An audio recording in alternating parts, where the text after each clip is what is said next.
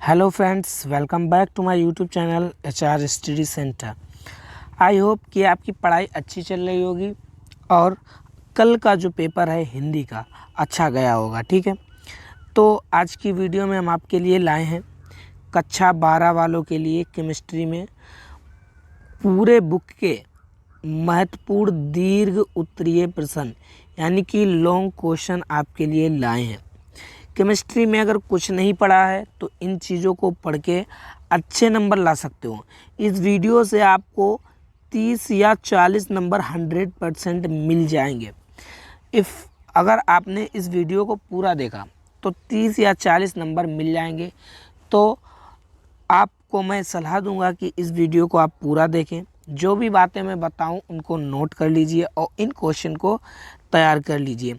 अगर आप ऐसा करते हैं तो आपके 95 प्लस आ सकते हैं। जी हाँ, केमिस्ट्री में अगर 95 प्लस लाना है तो इस चैनल से जुड़े रहिए और पूरा वीडियो देखिए। ठीक है, और अच्छी लगे तो लाइक करें, चैनल पे नए हैं तो सब्सक्राइब करें और हौसला अफजाई ज़रूर करें, क्योंकि मैं आपके लिए अच्छे से अच्छा कंटेंट लाऊंगा और आपका सिर्फ एक ही काम है कि वीडियो को शेयर कर देना है। ठीक है, चलिए वीडियो स्टार्ट करते हैं। और इस वीडियो का पहला क्वेश्चन आप देख सकते हैं स्क्रीन पर। पहला क्वेश्चन है क्वेश्चन नंबर 1। लगभग 20 क्वेश्चन इस वीडियो में आपको बताऊंगा, मोस्ट इम्पोर्टेंट 20 क्वेश्चन, तो ध्यान से देखते चलिए। पहला क्वेश्चन है विद्युत रासायनिक श्रेणी किसे कहते हैं। मोस्ट इम्पोर्टेंट क्वेश्चन, किसे कहते हैं, इसके प्रमुख लक्षण और 2 उपयोग लिखिए। वेरी इंपॉर्टेंट क्वेश्चन है ये, देखिए वेरी इंपॉर्टेंट क्वेश्चन। ये कई साल से पूछा गया, 2014 में, 10 में, 9 में, 8 में, 12 में, 17 में और 18 में। बहुत ही ज़्यादा इंपॉर्टेंट क्वेश्चन है, इसलिए इस क्वेश्चन को आप तैयार कर देना कि विद्युत रासायनिक श्रेणी किसे कहते हैं, किसे कहते हैं, इसके प्रमुख लक्षण एवं 2 उपयोग बताइए। वेरी इंपॉर्टेंट, 5 नंबर में ये क्वेश्चन पूछा जाएगा। ठीक है, अगला question, question number 2। Question number 2 है अभिक्रिया के वेग पर उत्प्रेरक की उपस्थिति का क्या प्रभाव पड़ता है। तो ये आपका जो चैप्टर है पृष्ठ रसायन, आपका जो चैप्टर है रासायनिक बलगतिकी, उससे लिया गया है।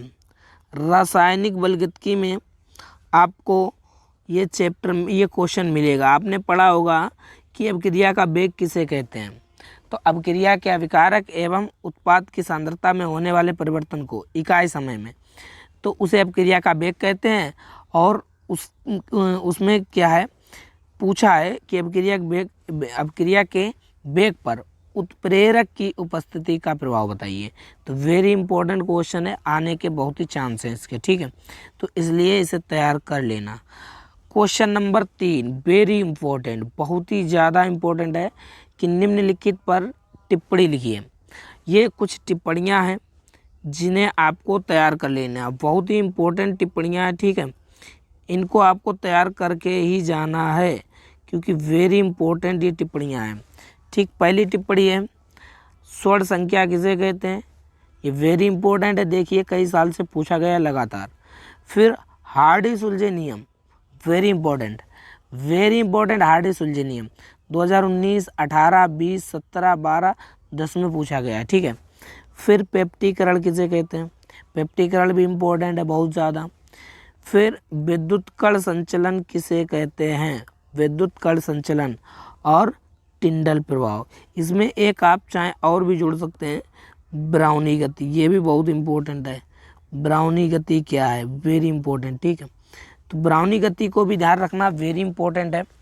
तो ये टिप्पणियाँ हैं कुछ, इनको आपको तैयार कर लेना, ज़्यादा लंबी नहीं है। ठीक है, आप चाहेंगे तो हम इन पर वीडियो भी बना देंगे। ठीक है, क्वेश्चन नंबर 4, क्वेश्चन नंबर 4 है वेरी इंपॉर्टेंट क्वेश्चन है। क्वेश्चन नंबर 4 में हाइबर विधि द्वारा अमोनिया के औद्योगिक का निर्माण नामांकित चित्र सहित वर्णन कीजिए। यानी कि हाइबर विधि द्वारा अमोनिया का निर्माण पूछा है, वेरी इंपॉर्टेंट। इसके 2 प्रमुख गुण बताओ एवं 2 उपयोग लिखिए। इस विधि में लाशैतलीय नियम का महत्व क्या है।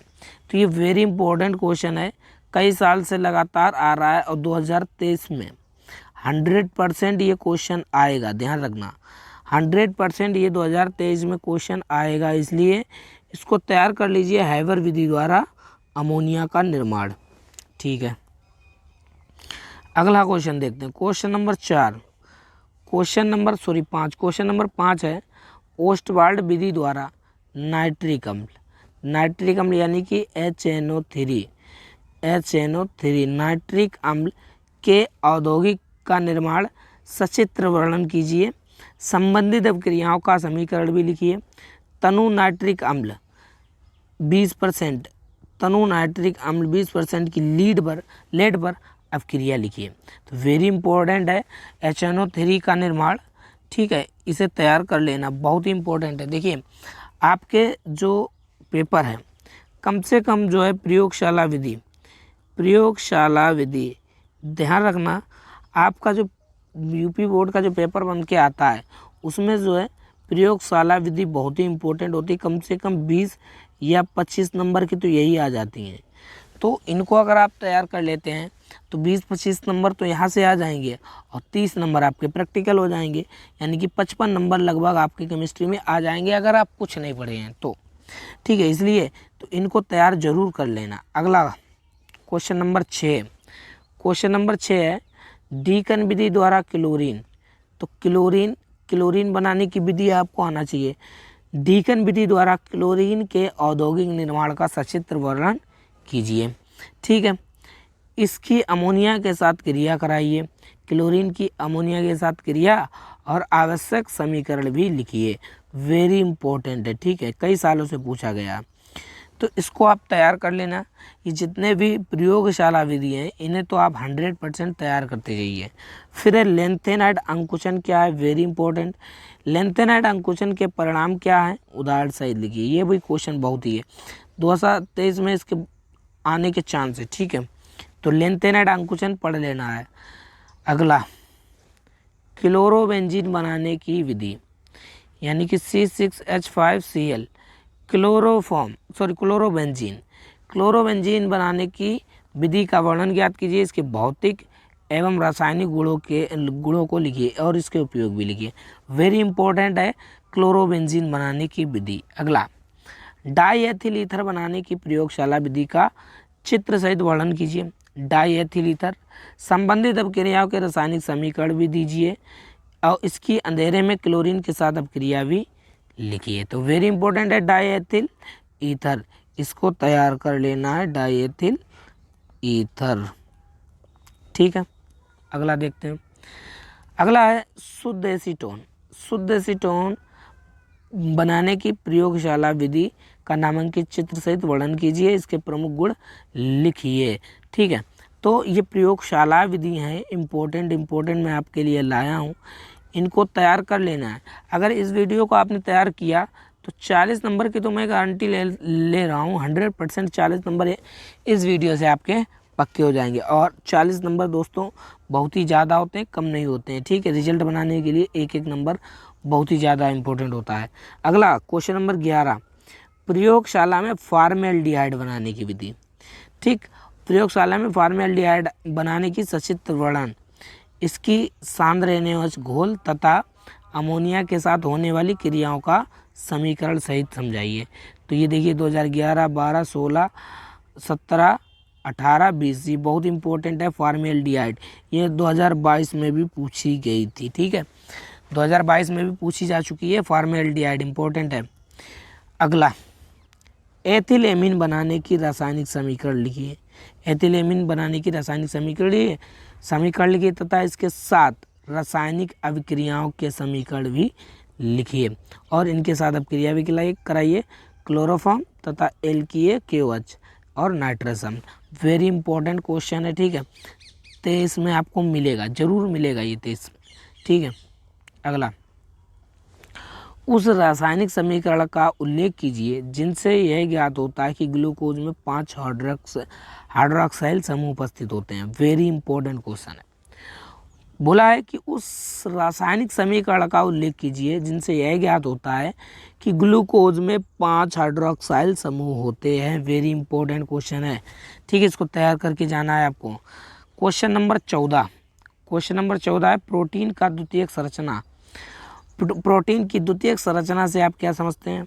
प्रोटीन की संरचना को स्थायित्व प्रदान करने वाले कारकों को लिखिए। तो द्वितीयक संरचना पूछिए प्रोटीन की और उसको प्रदान करने वाले कारक बताइए। तो 2014, 16, 17, 19 वेरी इंपॉर्टेंट क्वेश्चन है। अगला क्वेश्चन नंबर 15, प्रयोगशाला में शुद्ध एसिटिल्डिहाइड बनाने की विधि सचित्र वर्णन कीजिए, रासायनिक समीकरण लिखिए, दीजिए और इसके कुछ प्रमुख रासायनिक गुण लिखिए। तो ये वेरी इंपॉर्टेंट है। प्रयोगशाला विधि जितनी भी मैं आपको बता रहा हूँ इनको तैयार कर लीजिए, प्रयोगशाला विधि तैयार कर लीजिए, आप पास हो जाएंगे अच्छे नंबरों से केमिस्ट्री में, ठीक है। अगला देखिए, प्रयोगशाला विधि चलनी है अभी, इम्पोर्टेंट है, ठीक है। 20 क्वेश्चन लाया आपके लिए, ये 20 क्वेश्चन आपको 40 नंबर दिलाएंगे, 40 नंबर दिलाएंगे दोस्तों, ठीक है, 40 नंबर। तो अगला है फॉर्मिक अम्ल बनाने की प्रयोगशाला विधि का सचित्र वर्णन कीजिए, इसकी फैलिंग विलेन के साथ अभिक्रिया का समीकरण भी दीजिए, सभी संबंधित अभिक्रियाओं का समीकरण भी लिखिए। तो फॉर्मिक अम्ल बनाने की विधि आपको आना चाहिए और उनसे रिलेटेड जितनी भी अभिक्रियाएं होती हैं उनको आना चाहिए, ठीक है। अगला क्वेश्चन नंबर 17, वेरी इंपॉर्टेंट, लगाओ इसे। क्वेश्चन नंबर 17 है, अभिक्रिया की कोटि से आप क्या समझते हैं। वेरी इंपॉर्टेंट क्वेश्चन है। प्रथम कोटि की अभिक्रिया के स्थिरांक का वेग व्यंजक ज्ञात कीजिए। तो अभिक्रिया की कोटि क्या है और प्रथम अभिक्रिया की कोटि में वेग स्थिरांक ज्ञात कीजिए और शून्य कोटि की अभिक्रिया भी तैयार कर लेनी है। शून्य कोटि अभिक्रिया के लिए वेग समाकलित समीकरण पूछ लेता है और प्रथम कोटि की अभिक्रिया के लिए भी वेग समाकलित समीकरण पूछ लेता है, इसलिए बहुत ही ज़्यादा इम्पोर्टेंट है, ठीक।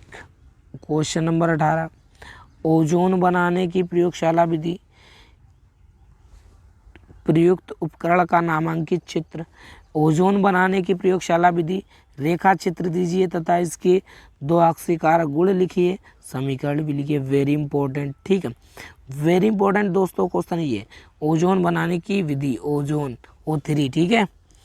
अगला क्वेश्चन नंबर 19, इलेक्ट्रॉनिक विन्यास के आधार पर आवर्त सारणी में हैलोजनों की स्थिति की विवेचना कीजिए। यानी कि ग्रुप नंबर 17 के बारे में आपको डिटेल में बताना है। ग्रुप नंबर 17 जिसे हैलोजन ग्रुप के नाम से जाना जाता है, किसे, हैलोजन ग्रुप के नाम से जाना जाता है, इसलिए, ठीक है। अगला 20वां question and last question number 20 है, प्रयोगशाला में क्लोरोफॉर्म बनाने की विधि का सचित्र वर्णन कीजिए और प्राप्त क्लोरोफॉर्म से शुद्ध क्लोरोफॉर्म कैसे प्राप्त करोगे इसके बारे में बताना है, इसके प्रमुख गुणधर्म एवं उपयोग भी लिखिए। तो ये 20 क्वेश्चन आपको तैयार करने हैं। इन 20 क्वेश्चनों से आपको बहुत ही ज़्यादा फंसेगा, ठीक है। और आप हमारे चैनल पे नए हैं तो चैनल को सब्सक्राइब कर लीजिए। देखिए चैनल का नाम तो है हमारा HR स्टडी सेंटर, कुछ समय पहले मैंने नाम चेंज कर दिया था, तो ध्यान रखना, कोई बात नहीं, सक्सेस कोचिंग भी है और HR स्टडी सेंटर भी है, ठीक है। तो वीडियो कैसी लगी, वीडियो अच्छी लगी है तो वीडियो को शेयर कर दें, चैनल पे नए हैं तो चैनल को सब्सक्राइब कर लें और ऐसा ही वीडियो मैं आपके लिए बनाता रहूँगा। तो पूरी बुक के इम्पोर्टेंट अगली वीडियो में हम आपको फिजिक्स या बायो के बारे में बताएंगे, ठीक है। मिलते हैं किसी नेक्स्ट वीडियो के साथ, तब तक के लिए बाय बाय।